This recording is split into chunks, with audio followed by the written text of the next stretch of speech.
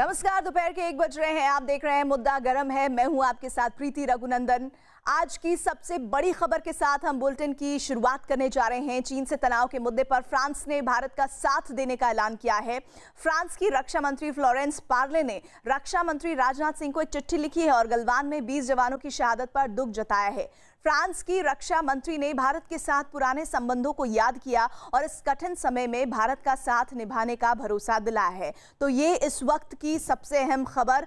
रणनीतिक तौर पर जो फैसले लिए जा रहे हैं भारत की तरफ से, उसमें अब दुनिया के देशों का साथ मिलता हुआ नजर आ रहा है। चीन से तनाव के मुद्दे पर फ्रांस ने भारत का साथ देने का ऐलान किया है। 2 तस्वीरें इस वक्त आप अपने टेलीविजन स्क्रीन पर देख रहे हैं। भारत के साथ फ्रांस की जो दोस्ती है वो और बेहतर होती जा रही है। साथ ही जुलाई में आएगा राफेल, जिसकी जानकारी हमने आपको दी थी, और ये जानकारी है कि जुलाई के आखिरी हफ्ते में राफेल आएगा। और वो तस्वीरें जो आपने फ्रांस में देखी थी, किस तरह से हमारे रक्षा मंत्री वहां जाकर शस्त्र पूजा राफेल की कर रहे थे, अब वो बहुत दिन दूर नहीं है जब भारत की सरजमी पर इस राफेल विमान की शस्त्र पूजा होगी।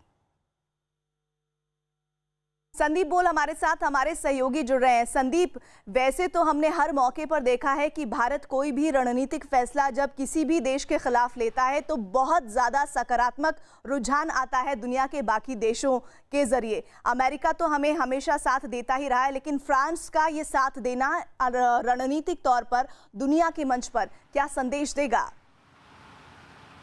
देखिए, ये संदेश ज़रूर दे रहा है कि भारत की इस वक्त छवि और प्रधानमंत्री मोदी का जो दूसरे देशों के साथ संबंध वो वाकई इतना गहरा हो गया है कि चीन जैसे देश के साथ जब कॉन्फ्लिक्ट की सिचुएशन है, उस वक्त जो है फ्रांस के डिफेंस मिनिस्टर खुद लेटर लिख रहे हैं रक्षा मंत्री राजनाथ सिंह को और सीधे तौर पर अपना सपोर्ट जाहिर कर रहे हैं। खुद आज जो है रक्षा मंत्री जो अमेरिका के डिफेंस मिनिस्टर, उनसे ही बात करेंगे। तो कह सकते हैं कि ये इस तरीके की तस्वीरें हम लोगों ने बालाकोट सर्जिकल स्ट्राइक के बाद भी देखा था, जब पाकिस्तान को अलग थलग करने के लिए सारे देश जो बड़े देश हैं, ताकतवर देश हैं, वो एक साथ एकजुट हुए थे और भारत के साथ खड़े हुए थे। तो अब इससे काफ़ी मजबूती भारत के लिए भी हो रही है कि चीन जो अपने इस पूरे इलाके में अपना वर्चस्व कायम करने की कोशिश करता है, दुनिया के बाकी तमाम ऐसे बड़े देश जो हैं वो उसके खिलाफ खड़े हैं, भारत के साथ खड़े हैं। तो ये कह सकते हैं साइकोलॉजिकली दबाव भी जो है चीन के ऊपर पड़ेगा और हो सकता है कि आने वाले दिनों में चीन अपनी हरकतों से थोड़ा बहुत जो है बाज आएगा। जी बिल्कुल, और ये बाज आना इसलिए भी जरूरी है कि हमेशा चीन अपनी मनमानी नहीं कर सकता है।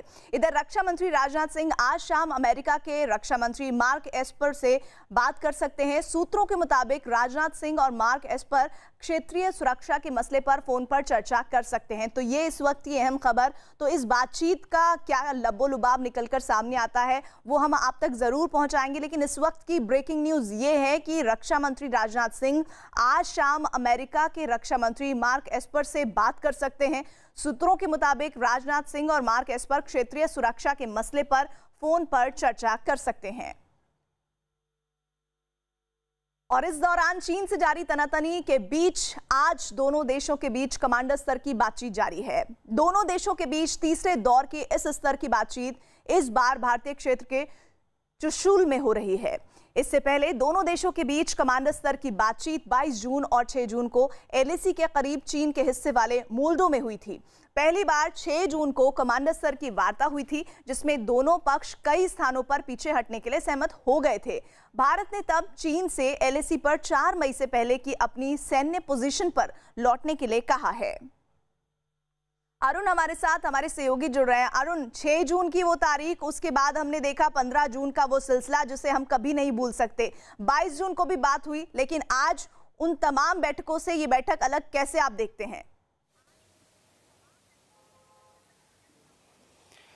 देखिए, सबसे पहले तो मैं आपको एक जानकारी दे दूं कि भारत और चीन के कोर कमांडरों के बीच चुशूल जो भारतीय इलाका है वहां पर बातचीत चल रही है। लेकिन इस वक्त न्यूज़ 18 इंडिया पर आपका सामना मैं ऐसे वीर सैनिकों से कराने जा रहा हूं जो इंडियन आर्मी का हिस्सा हैं। लद्दाख स्काउट के ये रिटायर्ड जवान हैं जिन्होंने 1999 में करगिल की लड़ाई में पाकिस्तान को धूल चटाई थी।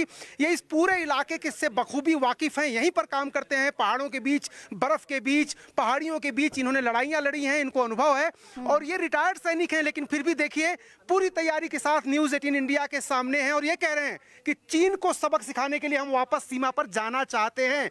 सबसे पहले आप अपना परिचय दीजिए और बताइए कि चीन को कैसे पीछे धकेलना है। मैं honorary captain Sonam Murup, ex serviceman president हूँ। हम ये चीन को ये भरोसा नहीं करना चाहिए उसका।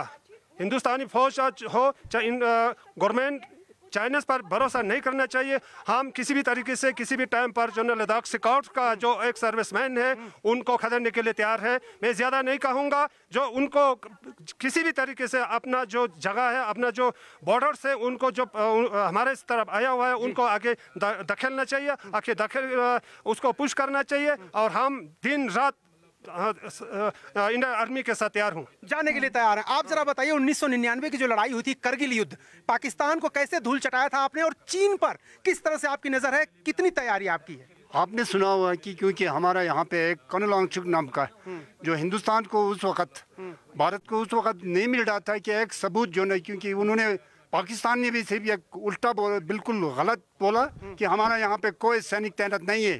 बाद में सोनम वांगचुक साहब ने वहाँ पे जाके उनका लाश, उनके कैप्टन का लाश और 3-4 लाश लेके सौंप दिया था। तब पता चला है कि वहाँ पे एकदम धूल चढ़ाया था उनको। और अब चीन को कैसे चढ़ाएंगे धूल? चीन को हमने आपको बताया है कि चीन हमारे से डरते हैं, क्योंकि हम इस लोकल एरिया में बैठने वाला है। हम इस जगह पे ऐसे एक्लेमेटाइज है, पहाड़ पर तो हम हिरन की तरह दौड़ते हैं।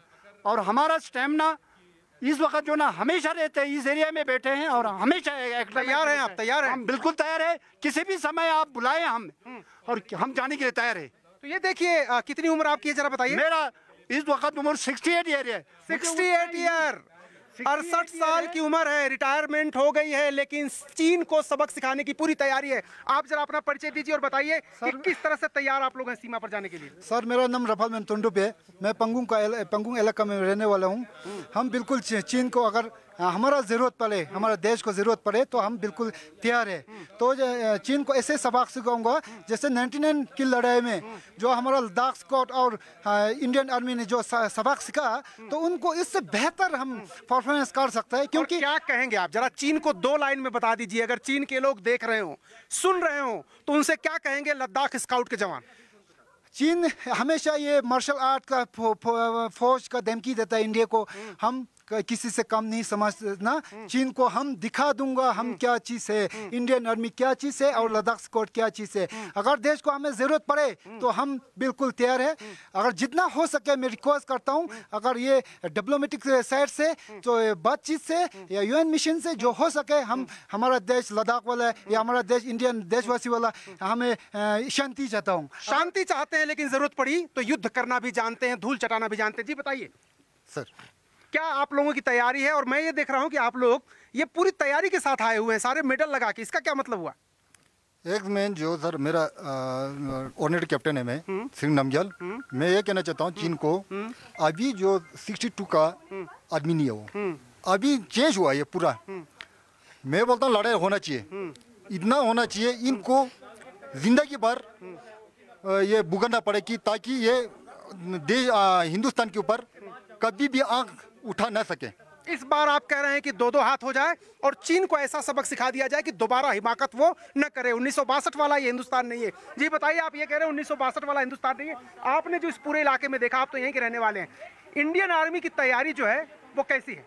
सर, मैं ऑनरेडी सूबेदार मेजर कुंगा लोटोस, मैं आपके माध्यम से ये कहना चाहता हूँ कि 1962 में भी हमारा फौज जो है बहुत काम था, हथियार काम था, फिर भी हमारा फौज जो है काफ़ी पीछे नहीं हटा, उन चीन को सबक सिखाया।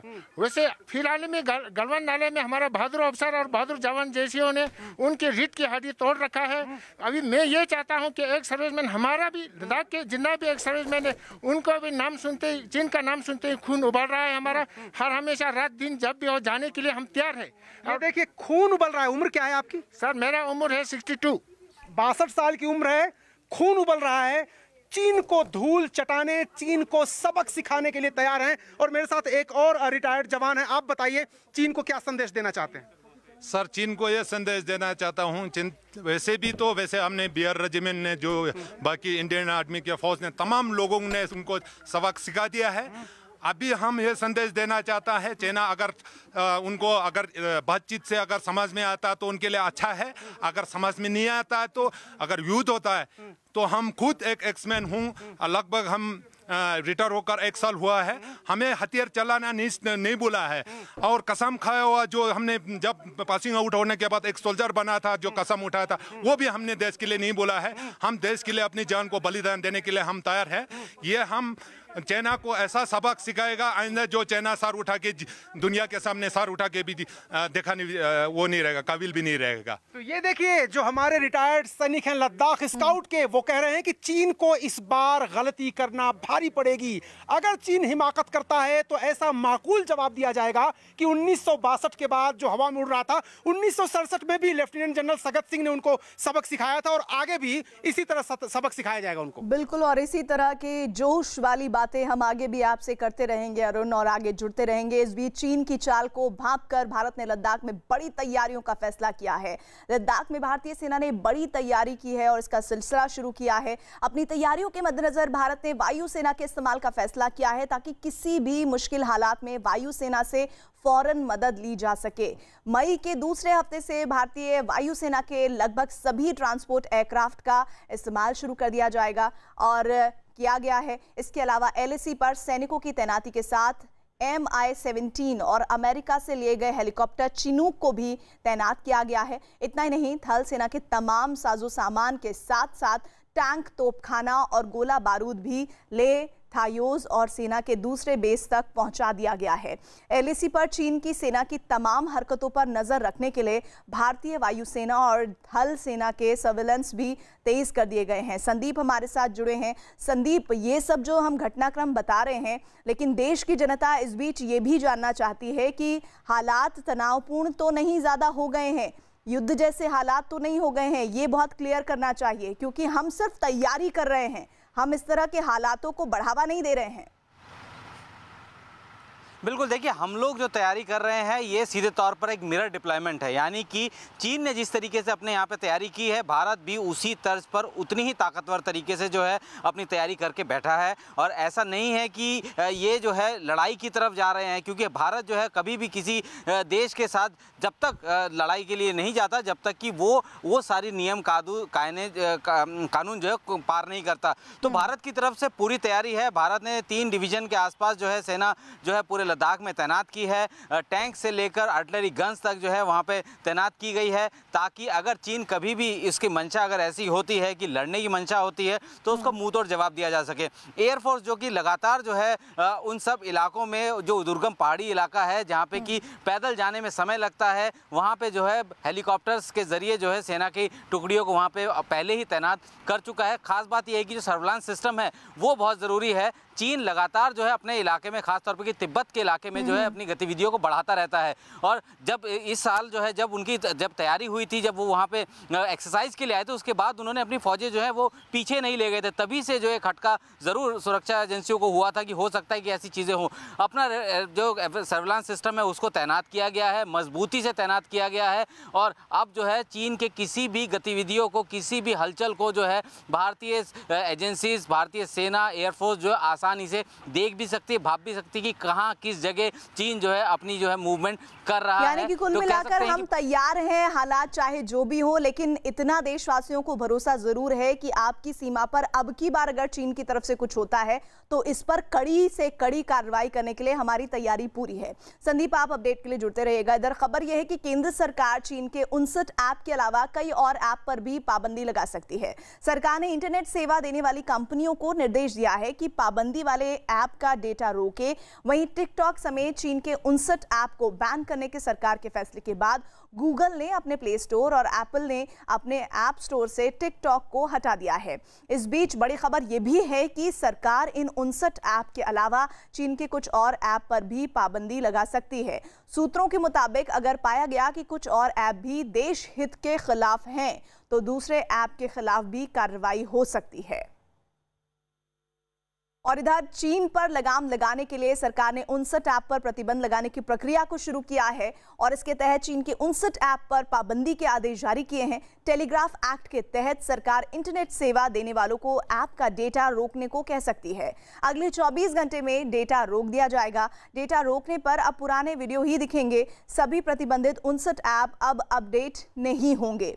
गूगल प्ले स्टोर और एप्पल ऐप स्टोर से ऐप हटा दिए गए हैं, लेकिन सभी प्रतिबंधित ऐप सरकार के सामने अपना पक्ष रख सकेंगे। इससे पहले गृह मंत्रालय ने अपनी रिपोर्ट में इन ऐप के उन दावों का खंडन किया था जिसमें कहा गया था कि सर्वर सिंगापुर में है और इनका डेटा चीन नहीं जाता, लेकिन एप्पल की रिपोर्ट में भी कहा गया है कि इन ऐप का डेटा सुरक्षित नहीं है।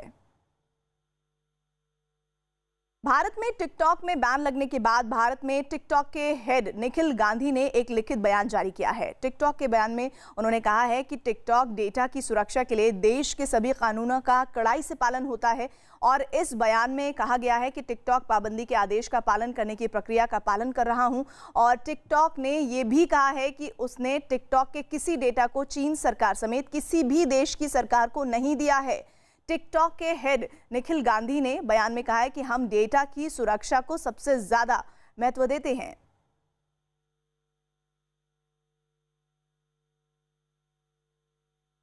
कि ये डिसीजन बहुत ही अच्छा डिसीजन है जो कि हमारी गवर्नमेंट ने लिया है।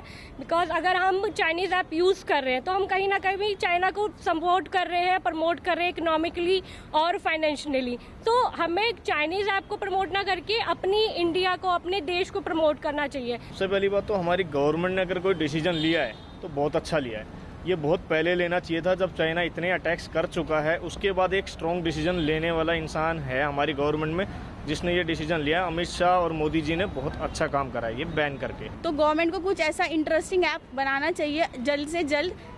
आई थिंक अगर अब वो बनाएंगे तो ही वो यूज़र्स उसको बैन कर पाएंगे, नहीं तो वो टिकटॉक ऐप के ऊपर इतना ज़्यादा पॉपुलैरिटी हो चुकी है तो कोई भी आई थिंक इस टाइम पे सब उसके अगेंस्ट नहीं होंगे। खुश भी हूँ, थोड़ा सा हाँ है कि शायद बंद नहीं होना चाहिए था, लेकिन बहुत अच्छा हुआ कि बंद हो गया, क्योंकि इससे हमें बहुत, जो हमारी कंट्री है, जो हमारे बच्चे हैं जो यूज़ कर रहे हैं, वो काफ़ी ज़्यादा मतलब पढ़ाई छोड़ के वो सब टिकटॉक में ही लगे हुए हैं। मैं यूज़ करती थी लेकिन इतना नहीं कि मैं कंटिन्यूसली, लेकिन जो हमारे बच्चे हैं संडे के दिन पूरा दिन लगे हुए हैं टिकटॉक बनाने में।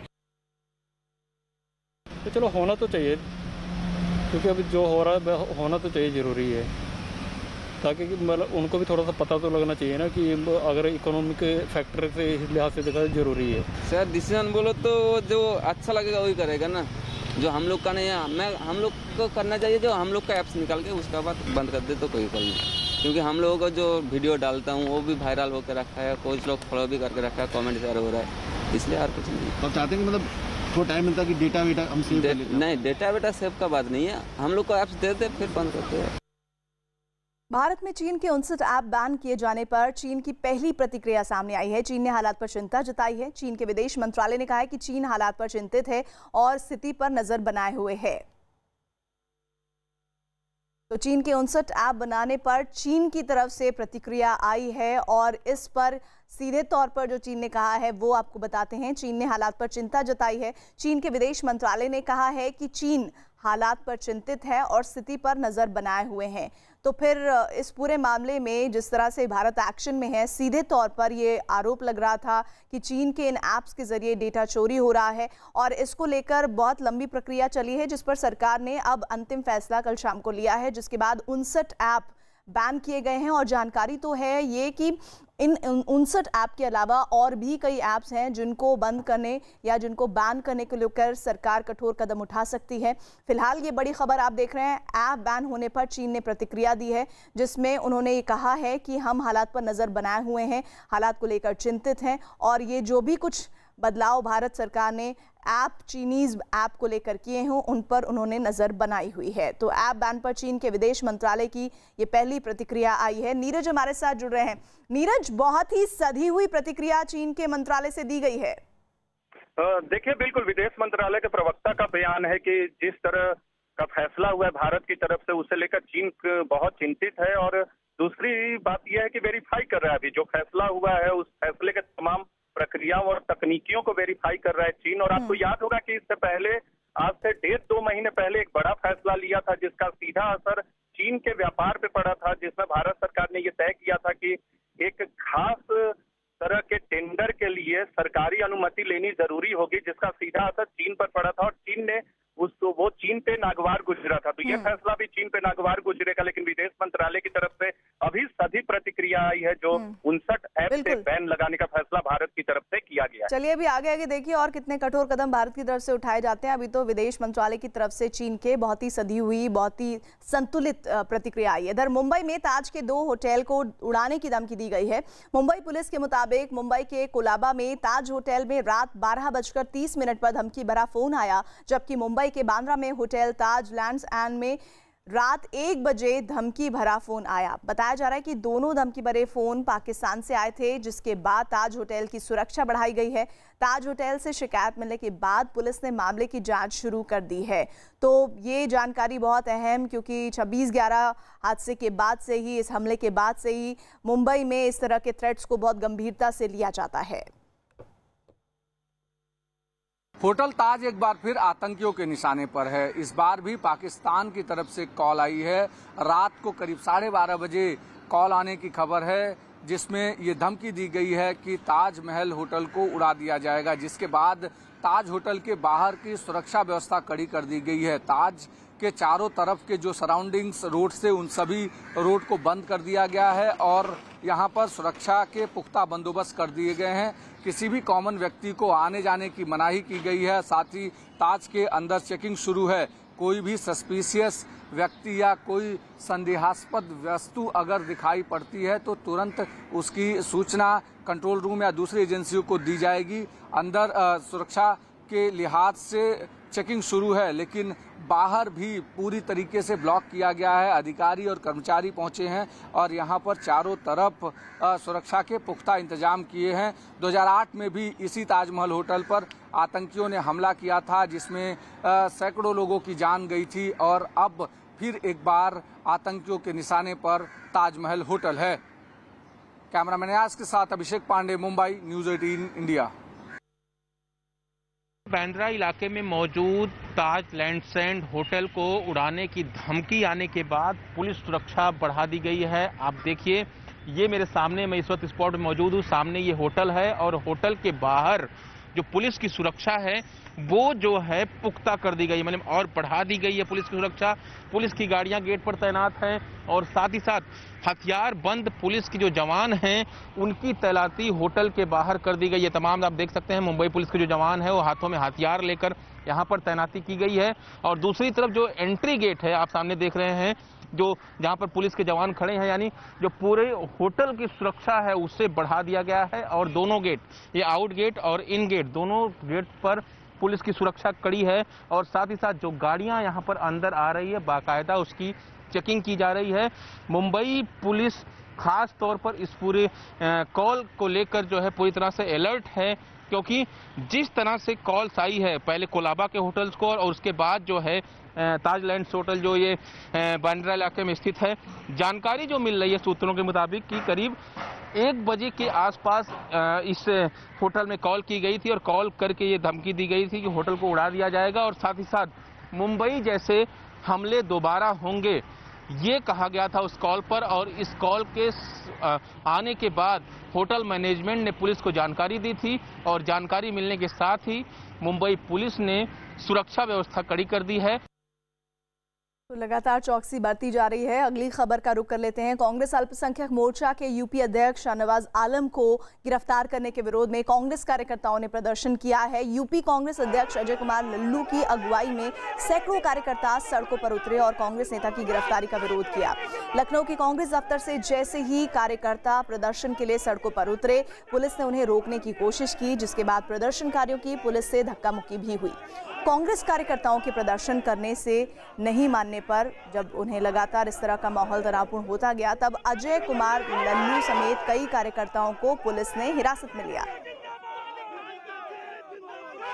आप देख सकते हैं कि अल्पसंख्यक मोर्चे के कांग्रेस प्रदेश अध्यक्ष शाहनवाज आलम की गिरफ्तारी के बाद कांग्रेस नेताओं द्वारा सरकार के खिलाफ जमकर प्रदर्शन किया जा रहा है। इस दौरान कांग्रेस प्रदेश अध्यक्ष अजय कुमार लल्लू के नेतृत्व में सैकड़ों कार्यकर्ताओं की पुलिस के बीच जमकर झड़प हुई है, जिसके बाद अजय लल्लू को इस वक्त हिरासत में ले लिया गया है। आप देख सकते हैं कि इस वक्त कांग्रेस कार्यकर्ताओं को हिरासत में लिया गया है और कांग्रेसी लगातार सरकार के खिलाफ जमकर नारेबाजी कर रहे हैं।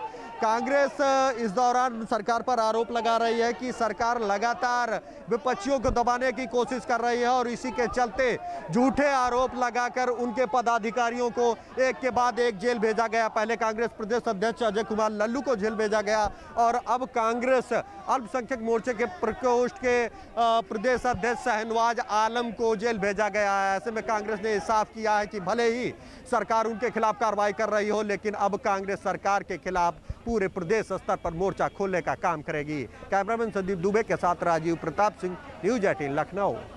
और अब बात उस खबर की जो आज सबसे ज्यादा चर्चा में है। चीन विवाद और कोरोना के बढ़ते खतरे के बीच आज प्रधानमंत्री नरेंद्र मोदी देश को संबोधित करेंगे। पीएम मोदी का संबोधन शाम 4 बजे होगा। कोरोना काल में ये पीएम मोदी का देश के नाम छठा संबोधन होगा। इससे पहले किए गए अपने संबोधनों में पीएम मोदी ने कई बार देश के लोगों से कोरोना से बचने के लिए नियमों का पालन करने की अपील की थी। पीएम मोदी ने हर बार देशवासियों से कहा था कि कोरोना से बचने के लिए सोशल डिस्टेंसिंग का पालन करने और मास्क लगाने के लिए कितनी ज़्यादा आपको जद्दोजहद नहीं करनी, लेकिन ये आज के जीवन की ज़रूरत बन गया है। कोरोना काल में पीएम मोदी ने देश को कई बार संबोधित किया। पीएम मोदी ने पहली बार 19 मार्च को देश को संबोधित किया था, जिसमें उन्होंने 22 मार्च को सुबह 7 से रात 9 बजे तक जनता कर्फ्यू की अपील की थी। इसके बाद 24 मार्च को पीएम मोदी ने देश भर में पहले लॉकडाउन का ऐलान किया था, जो 21 दिन का था।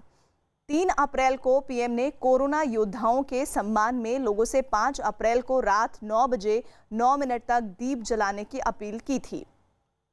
14 अप्रैल को किए गए संबोधन में पीएम मोदी ने लॉकडाउन को 3 मई तक बढ़ाने का ऐलान किया था और 12 मई को उन्होंने कोरोना काल में देश के 20 लाख करोड़ के आर्थिक पैकेज की घोषणा की थी।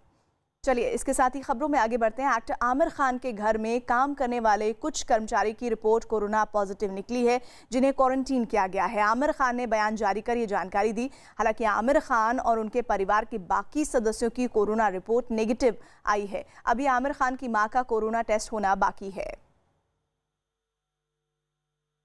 इधर मुंबई के बोरीवली पुलिस स्टेशन में तैनात 6 पुलिस वालों के खिलाफ वहीं पर केस दर्ज किया गया है। सभी 6 पुलिस वालों पर वरिष्ठ अधिकारियों के आदेश के बावजूद ड्यूटी पर नहीं आने का आरोप है। 6 पुलिस वालों पर बॉम्बे पुलिस एक्ट और डिजास्टर एक्ट के तहत केस दर्ज किया गया है। तो ड्यूटी पर नहीं आने पर केस दर्ज, और ये एक्ट जो है, इन एक्ट के बारे में आप समझ लीजिए कि 6 पुलिस वालों पर बॉम्बे पुलिस एक्ट और डिजास्टर एक्ट के तहत केस दर्ज किया गया है। और ये 6 पुलिस वाले, जो जानकारी है उसके मुताबिक सभी पुलिस वालों पर वरिष्ठ अधिकारियों के आदेश के बावजूद ड्यूटी पर नहीं आने का आरोप लगा। कोरोना महामारी का असर सूरत के हीरा कारोबार पर देखने को मिल रहा है। कोरोना की फैलती महामारी की वजह से सूरत में 80% हीरा उद्योग आज से दोबारा बंद कर दिया गया। अगले 7 दिनों के लिए हीरा कारोबार को दोबारा बंद किया गया है। जिस इलाके में हीरा कारोबार चलता है उस इलाके को क्लस्टर क्वारंटीन का आदेश दिया गया है। बताया जा रहा है कि हीरा कारोबार से जुड़े अब तक 700 लोग कोरोना की चपेट में आ चुके हैं।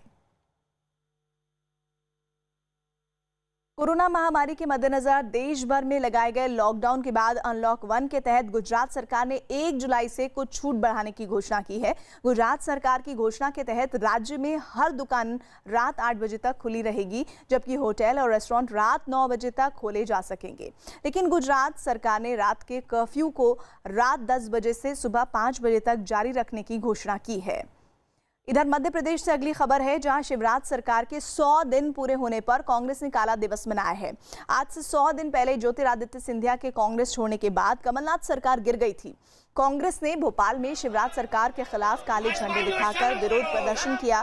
कांग्रेस का आरोप है कि बीजेपी ने लोकतंत्र की हत्या कराई और पिछले 100 दिन के दौरान राज्य के लोग बुरी तरह से परेशान हैं।